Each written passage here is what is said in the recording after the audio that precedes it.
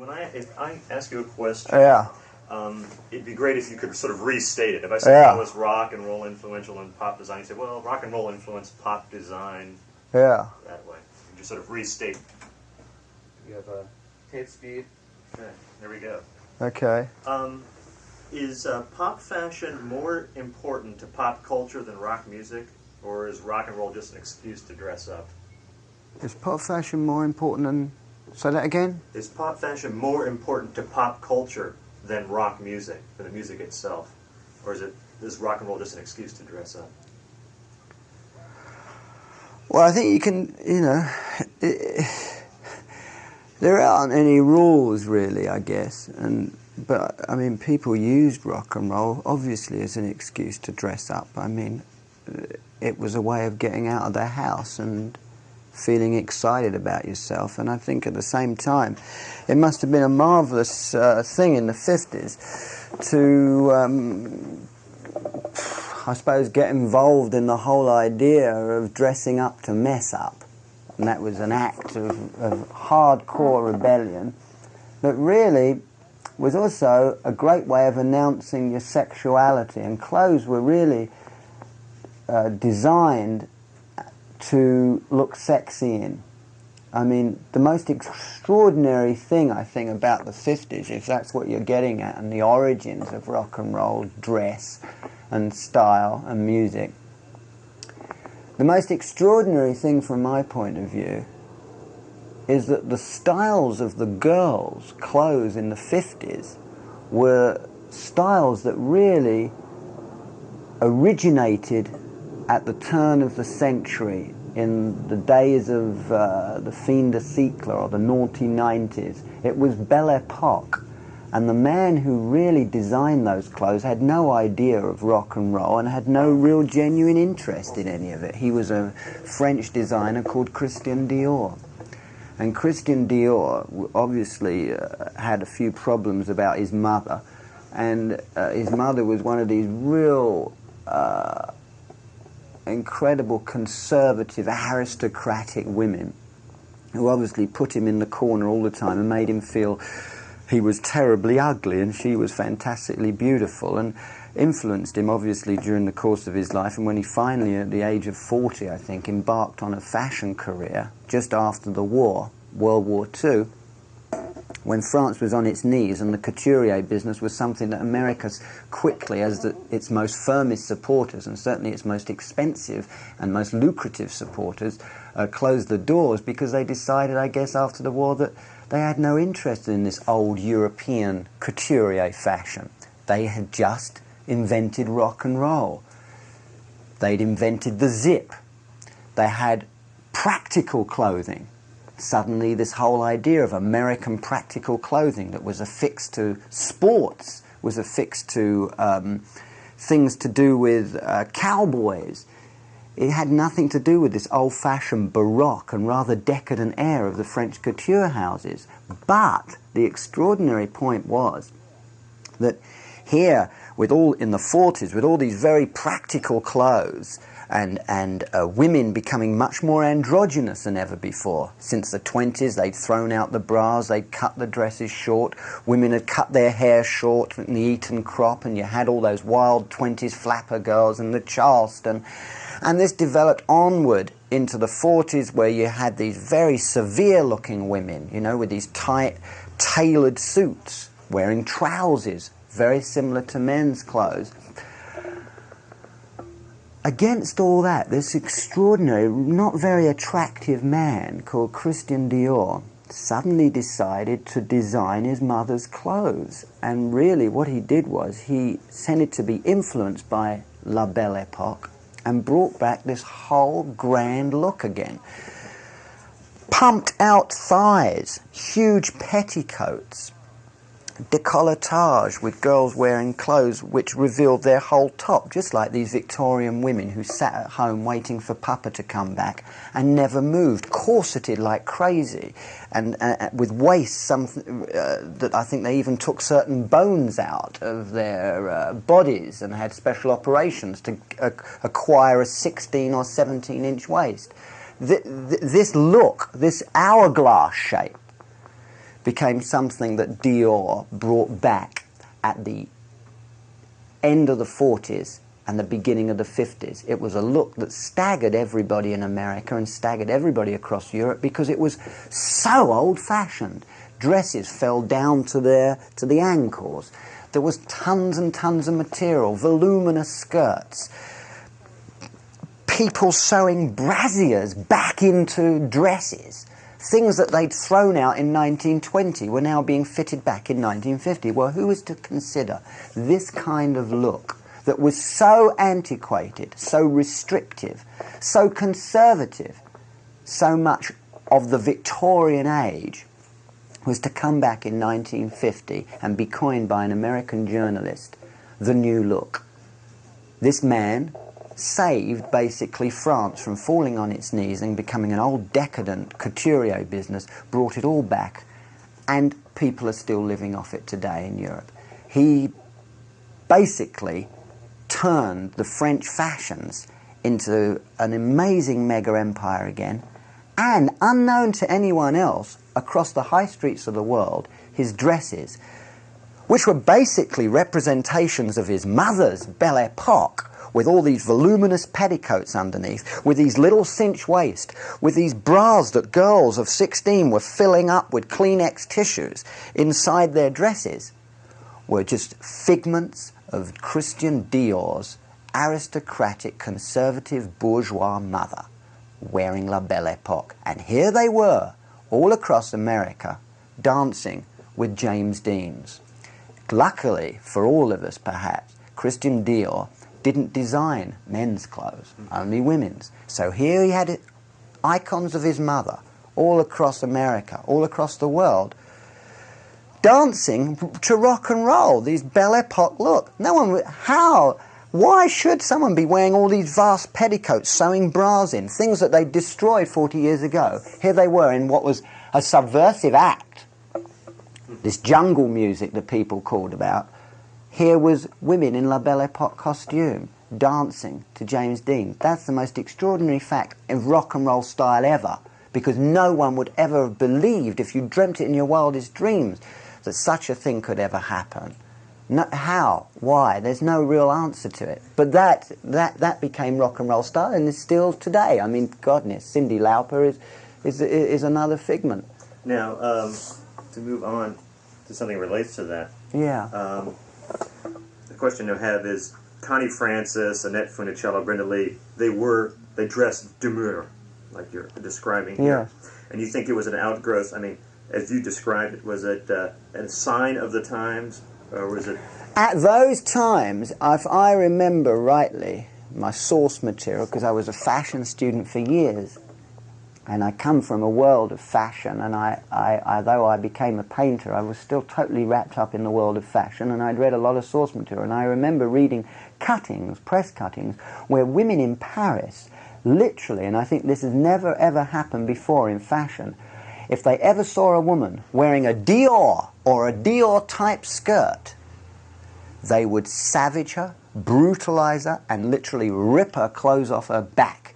Now, there is no other fashion or fashion designer that's ever happened to. I remember the days when Dior, who was a shy, portly, unglamorous man, nothing that you would actually attach as an image to these glamorous frocks that Ava Gardner was flying in to buy at thousands of dollars, and Elizabeth Taylor and Vivian Leigh and all of them from Hollywood, because this was glamour being brought back. Women became these hourglass shapes. Jane Mansfield, Marilyn Monroe, the icons of rock and roll 50s style. Hollywood wanted it. They didn't want this severe look. It brought all this terrific glamour, technicolor. This whole look was so 50s and so rock and roll. And the most extraordinary thing, Christian Dior held his fashion shows in silence. Never had any music, wasn't interested, didn't know what rock and roll was. However, getting back to your point, what I was saying is that even in New York, women were holding placards when Dior arrived at Bergdorf Goodman's to give a lecture and to sign autographs as a public appearance for these new clothes. Women were outside with huge placards. It said, "Monsieur Dior, we abhor dresses to the floor." And then that was the real rebellion. People hated it because It went against everything to do with feminine liberation. It was constricting. It was putting women back in a corset. It was making women sexuality suddenly centered and sold and very priority. But no rock and roll girl cared about that. For them, it was, they used it in a different way, you see. They took that style, wanted to put it on the high street, throw it into the prom balls, fuck around or whatever it was, mess around in the clubs that existed, get out on the streets. It was a way of announcing their sexuality in the most provocative way. They didn't want to not show their breasts. They wanted to actually push them out. They wanted to be very sculptural. They wanted to be this Teutonic, blonde-haired, lunatic, Aryan, cosmetic, sexual device. Right? They wanted to be it, so they used it all. And all those petticoats, well, it looked so mysterious as you would fondle and, you know, and precariously kind of deal with your hands underneath the dresses.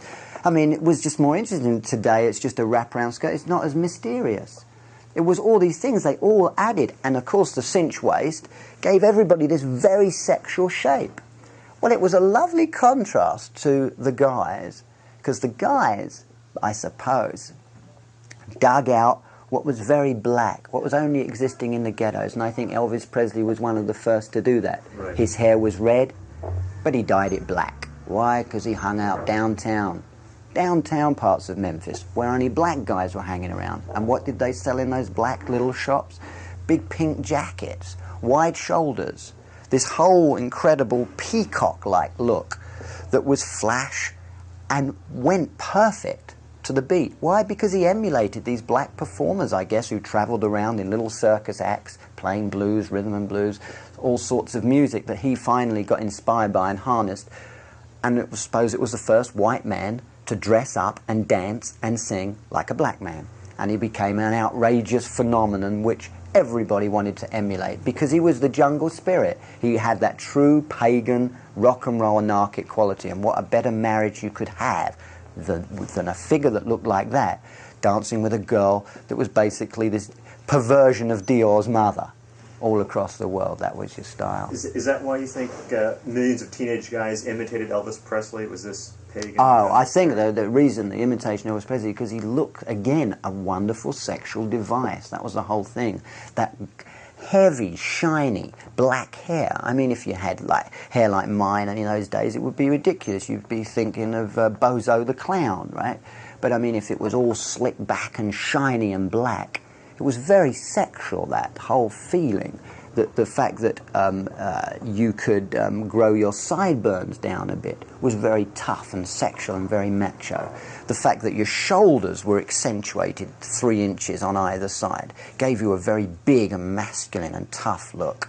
The fact that the clothes were bright took you outside of the bank manager's office. No one could ever know that you would work in a bank or you would work in some office. No, how could you? Not with a jacket like that. You were you were like a traffic light, and you stopped people in their tracks. And that announcement was like the announcement of your whole sexuality. It was a demonstration of your sexual prowess. And rock and roll was a wonderful excuse and a marvelous aid for kids to do that and create this, what became known, I suppose, in the 50s as the generation gap and the voice of the teenager. Now, what about if Presley was inspired by the blacks in the 50s, what about Little Richard or Chuck Berry or Bo Diddley, their zoot suit looks? Yeah. Well, they obviously didn't have to be inspired by anybody. They were, for all intents and purposes, I guess, the kings of rock and roll. They really, Chuck Berry, gave the whole of the rock and roll world those 3 chords and that classic songs of Johnny B. Goode and School Days and Maybelline and Nadine and the walk and he was rock and roll, and all you had to do was just remember some of it that seemed to stick out in those rock and roll movies or capture it on the sleeve of a record to imitate it. And of course, every group literally in England finally did in the 60s. What, back in the 50s, can you think of anyone else who imitated the blacks as well as Presley did, or derived their I think that there wasn't anybody really quite as sexually potent. It was his look. I guess, his face was like this incredible, just filled with sex. I mean, if you looked at Jerry Lee Lewis, he was a killer, a master pianist, obviously a musician way over and above Presley's talents, because Presley's talents was more in his sexuality, his look, and his singing. Jerry Lee Lewis didn't quite have that together. He was much more southern. He wasn't so black inspired. He was a different kind of act. Carl Perkins was a different kind of act. People didn't realise or quite catch on to that sexuality. When that sexuality, when a white guy was beginning to look like a black guy and singing black songs, it was that melting pot and that kind of sauce that was dynamite. And I don't think they were so aware of it. You know, it's always this whole thing. In retrospect, you can see how it works. You never write manifestos before the action. Manifestos are always written after the action, and he was the action. 5 years later, everybody was looking around and saying, gee, how can we create another Presley? We've now got the model. He was the model. He was the frame. He was the point of reference. You had Gene Vincent. You had Eddie Cochran, who came a little later and was a child prodigy guitarist and looked wonderful. You had Johnny Burnett and his rock and roll trio. You had Roy Orbison. You had Jerry. You had Carl Perkins. You had lots and lots of guys. And in the 60s, you had your Fabians and your Frankie Avalons and so on. And they all looked versions of, but they never were quite right. They never had quite the desperation either. I think the big thing with Elvis was he looked desperate always. He looked lean and he looked hungry. And that, perpetrated an energy in his style that was devastating. When he went into the army, of course, he came out as the all-American boy, and they painted up the record covers with bright rosy cheeks, and he was different. He wasn't quite the same. He never really captured again that tremendous, hungry sexuality that you knew was coming out of those cotton fields and deep white, southern, poor families. And that was something that I think probably in England and in New York and everywhere was something that people didn't really even know about then, because you didn't travel as much. I mean, today everybody knows about everything. Tomorrow, what's happening in England, you'll know in Sydney, and what happened in Sydney, you'll know in New York. The communication gap in those days, everything was a lot more mysterious. No one really knew where Elvis. No one even knew he dyed his hair. The fact that he did was just extraordinary at the time, if you think about it. No one, who knows that he had red hair? That's amazing. You didn't. So that's all those things helped a great deal, and I think that finally he really did become that frame model. And I can't think of any other singer at the time. In terms of girls, though, I'm not sure there. I think girls weren't into girl singers. I think girls were just into getting the guys, and they just wanted the style. I think, I don't think girls went screaming and trying to imitate Brenda Lee or Connie Francis, who was just some Jewish American princess who looked ridiculous at times. And the girls did not have the politics. They didn't really have that edge. They didn't really have a sense of change about them. They weren't as desperate looking. They looked, they didn't look rock and roll. I mean, I try to think of you can think of the hardcore like Wanda Jackson and. What do you think would have happened? What do you think would have happened if a girl had tried to look like Elvis Presley? If she tried to be tough, or Jerry Lee Lewis? If she tried to look like Elvis Presley, I think the world would have severely changed. I think that we would not be living in times where I think the androgynous quality in that respect, when a girl had to be tough. I just think the world would be very different. I think if that had happened then, the world would have been a lot more radical than it is today. And rock and roll would have probably been ultimately a more useful tool for kids to express themselves with than it's come today, which is more like a business. It just developed into a major corporate business, like most other mediums of expression. I think that what you're saying there was just too sophisticated an idea at the time Girls just wanted to be girls, and they wanted to look like girls, and they wanted to look extreme versions of sexual devices. That's what Dior gave the world, I'm afraid, at La Belle Epoque at that time. No one can determine why at that time it was needed and used in the way it was, but it was. And girls were girls and boys were boys. I think in the 40s, boys looked more like girls and girls looked more like boys. And you probably go back and you'll see far more androgynous strains. And it's extraordinary now, when you bring it right into the 80s, how this androgynous quality seems so unique. But it wasn't really. It's only unique in comparison to the extremities of sexual role models that you had in the 50s. Great. Okay. Let's stop right here for right now. We'll change tapes. Real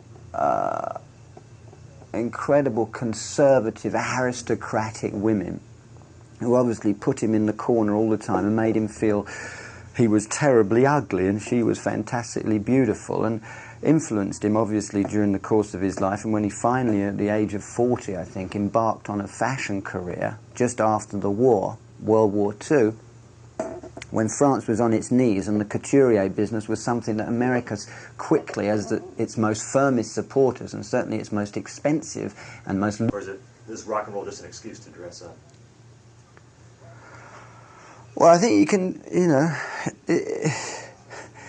there aren't any rules really, I guess, but I mean, people used rock and roll obviously as an excuse to dress up. I mean, it was a way of getting out of their house and feeling excited about yourself. And I think at the same time, it must have been a marvellous thing in the 50s to, I suppose, get involved in the whole idea of dressing up to mess up.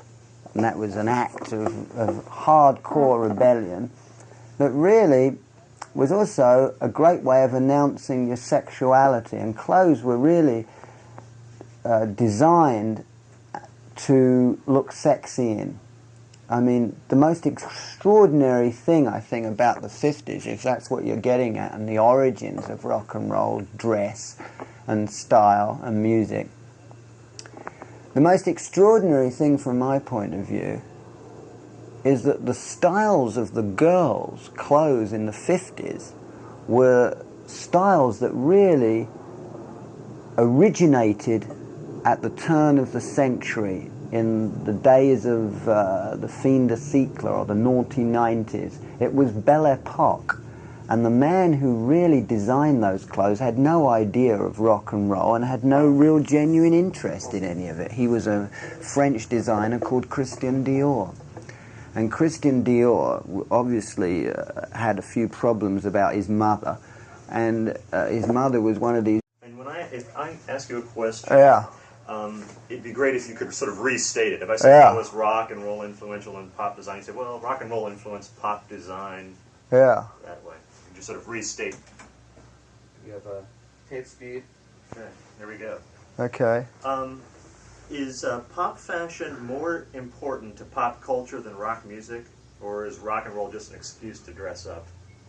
Is pop fashion more important than... Say that again? Is pop fashion more important to pop culture than rock music, than the music itself?